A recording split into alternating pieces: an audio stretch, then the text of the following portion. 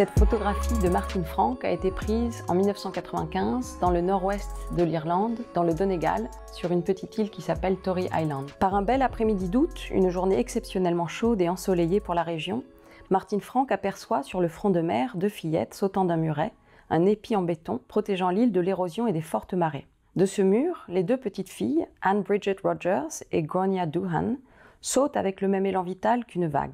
Le soleil offre alors à Martin Frank une lumière et des ombres idylliques. Martin Frank expliquait que lorsqu'elle visitait un lieu, elle commençait par aller à la rencontre des enfants qui étaient souvent à l'extérieur et accessibles. À propos de cette image, elle écrivait « J'étais près du port où le ferry débarque une fois par jour et où les gens ont tendance à se rassembler.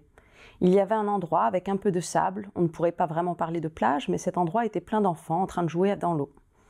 Tout d'un coup, deux petites filles se sont mises à sauter d'un mur, elles m'ont vue avec mon appareil photo. J'ai dû leur sourire parce que je me souviens qu'elles sont retournées sur le mur et elles ont sauté 2 autres fois, leur corps délicat volant dans les airs. Le second saut était le meilleur à mes yeux. Les ombres étaient en place, les petites filles étaient très clairement définies contre le ciel et il y avait une réelle énergie et suspension dans leur saut. Sur la planche contact, on peut effectivement voir 3 sauts distincts et consécutifs. C'est le deuxième que Martin Frank a sélectionné pour cette image, qui est effectivement l'image et le saut qui vibrent le plus dans son cadre. Il deviendra l'une des photographies les plus célèbres et les plus réjouissantes de son œuvre, comme une déclaration universelle, un hymne à la joie. Centrées tout en haut du cadre, dans le ciel, les mains des fillettes fermement enlacées forment un point d'ancrage. Cette photographie parle des purs amours de l'enfance, de l'entrain et de la stabilité que permettent ces liens originels. Elle nous frappe par la spontanéité du jaillissement et par la joie profonde qui s'en dégage, du sourire des fillettes à l'intensité de leur irruption. La tension vitale de l'image naît de la multiplicité du mouvement. La fillette, habillée en blanc, s'élance de tout son corps vers la gauche de l'image, les cheveux au vent, tandis que son amie demeure encore en partie sur le muret, la main appuyée sur le rebord, le visage orienté vers la droite.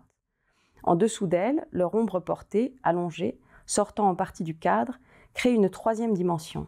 2 lignes blanches sur le mur, l'une horizontale, l'autre verticale, viennent étendre encore cette expansion. Comme 2 mains sur le clavier d'un piano, ces cadences et ces mélodies décalées composent une parfaite harmonie. Dans le film Retour en Irlande, réalisé par Fabienne Stroeve-Beckers, Martin Frank comparait la photo au cinéma et elle expliquait « En photo, on ne raconte rien du tout, on évoque. C'est l'instant et l'imaginaire. La surprise en photo est un élément indispensable. Les 2 petites filles qui sautaient par-dessus le mur, c'était un cadeau qu'elles m'apportaient. Elles étaient dans un état de grâce et de joie qui m'émerveillait. » Cette photographie, exposée pour la première fois à la Galerie of Photography de Dublin en 1998, puis à la Galerie Fait et Cause en 2000, fait partie d'une série initiée par l'association Les Petits Frères des Pauvres, dirigée par Michel Christolome, avec lequel Martin Frank et Henri Cartier-Bresson collaboraient régulièrement depuis 1985. En 1993, Christolome avait proposé à une dizaine de photographes, dont Jane Evelyn Atwood, Sarah Moon ou Sebastião Salgado, de mener à bien un projet sur la pauvreté et l'exclusion en Europe. Martin Frank avait choisi l'Irlande. Elle avait commencé par les banlieues nord de Dublin où elle avait réalisé notamment le portrait d'un petit garçon la braquant avec un pistolet. Elle avait également photographié, dans un Belfast encore en plein conflit, une petite fille posant devant une peinture murale paramilitaire. Michel Christolome lui avait alors parlé de Tory Island, une île sur laquelle il se rendait depuis les années 70 grâce à son ami Derek Hill, un peintre britannique qui allait régulièrement y peindre et y enseigner. En août 1995, il a accompagné Martin Frank à la rencontre de Derek Hill et des habitants de Tory Island. Il se souvient de cet après-midi-là et du fait que Martin Frank avait su instantanément qu'elle avait saisi un moment merveilleux. Ces images si légères et paisibles ont été réalisées à 66 km à vol d'oiseau de Derry, au lieu du conflit nord-irlandais qui sévissait depuis 1969. Martine en avait pleinement conscience lorsqu'elle a réalisé, un an plus tard, le 15 août 1996, une série de portraits de Gerry Adams, le leader du parti républicain Sinn Féin, juste après le cessez-le-feu de l'IRA. En ce début de processus de paix, Adams venait passer ses vacances à Tory Island.